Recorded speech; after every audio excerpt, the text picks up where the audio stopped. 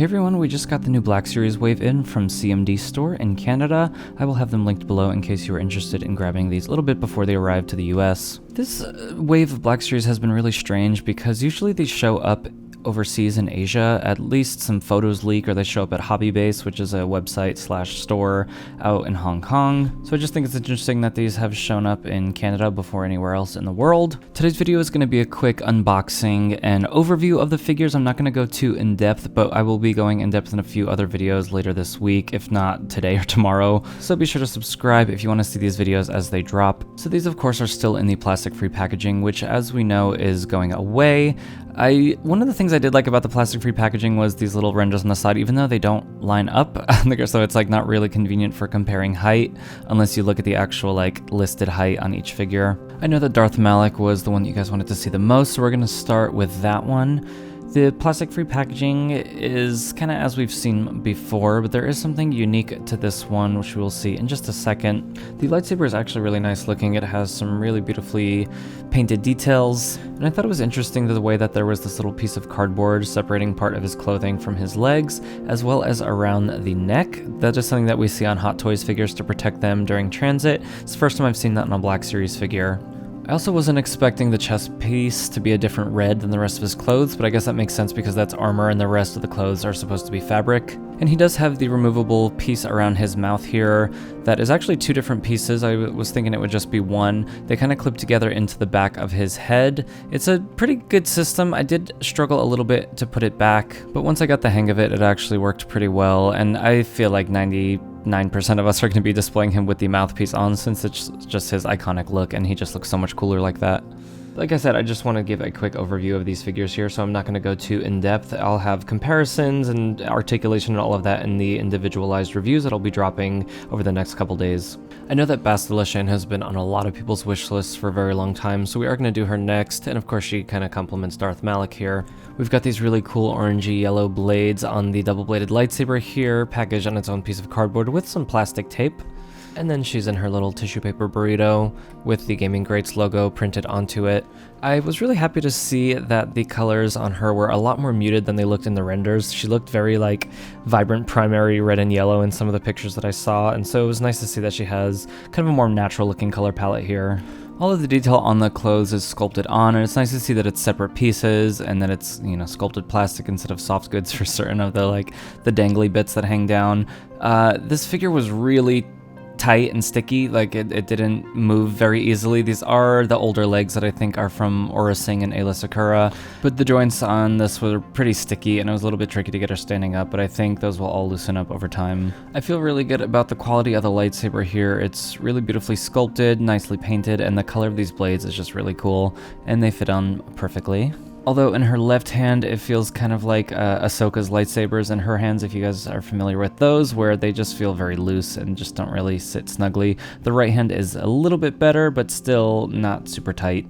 I figured I'll do Vel Sartha next before we jump into the 3 Kenobi figures. She's of course from the Andor series. I don't think that the portrait on the box really looks like the actress very much. I really actually like this character in the show, leading quite a dramatic double life, being an aristocrat as well as just a rebel soldier. She of course helped lead the heist on Aldhani, and a lot of people didn't like the design of this gun here because it is based on an AK-47. It's not the most Star Wars-y looking design, but I actually don't mind the look of it. I kind of feel like it fits the aesthetic of Andor.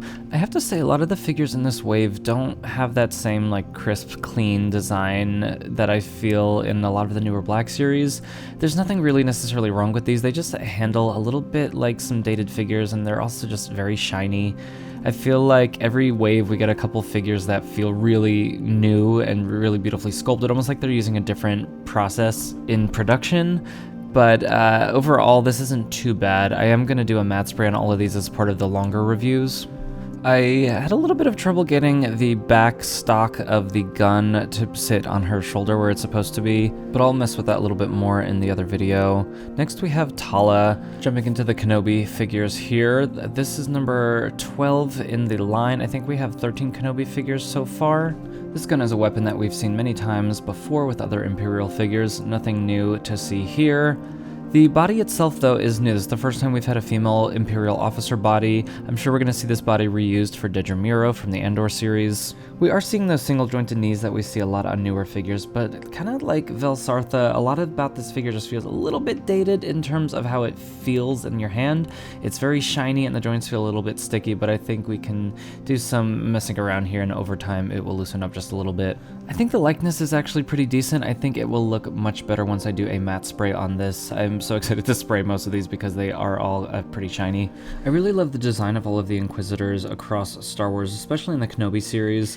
Oh, she's actually 12, so okay, so Tala is not number 12, but the fourth sister is. I'm glad that we're getting all of the Inquisitors as figures. I just wish they had a little bit more of a role in the show. That was a little bit cooler. Really nice design on the lightsaber here. We'll compare that to Reva's lightsaber and the Grand Inquisitor's lightsaber in her specialized, review video. But first impressions, we have another shiny lady, but I think some of the armor is supposed to be a little bit shiny here, but her face is just so shiny. I just don't know why this is getting worse with how I thought it was just going to be a couple waves or even just one wave of Black Series with that shine, but it's been just like 90% of the figures that have come out over the last couple years. She does have the two little pegs in her saber that can plug into her back here in case you want to display her like that, but why would you have a character with a double-bladed lightsaber and not have it ignited on your shelf? Overall, she does have a really nice shelf presence. I love the design of this character and the costume, and I'm excited to see how she looks with the other Inquisitors in the next video.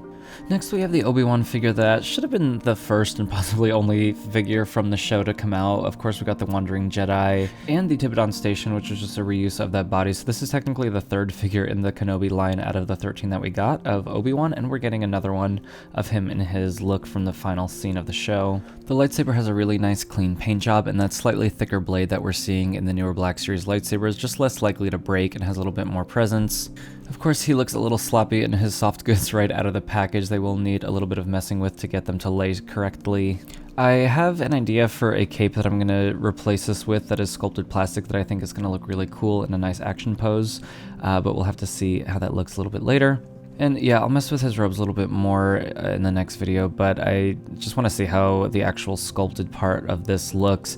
And honestly, this looks beautiful. I think this is kind of definitely the best figure in the wave. Actually, I mean, Darth Malak and Bastilla are pretty cool too, but this has all of those qualities that I look for in newer Black Series figures. Weird amount of space around his waist here, but I guess that just assists in certain poses, and it's not bad because it's on the back of the figure, so I don't really mind that. I just thought it was interesting. And I also just noticed he has a holster, so I accidentally almost threw out his little blaster here. It's the same blaster that we saw with the Wandering Jedi figure. But overall, I'm really excited to mess around with this figure, and I can't wait to show you guys how it looks with the busted helmet Vader that Frederick's Figures made for me. Let me know in the comments below which one of these in-depth reviews that you would like to see first, and I'll be sure to get on that very soon.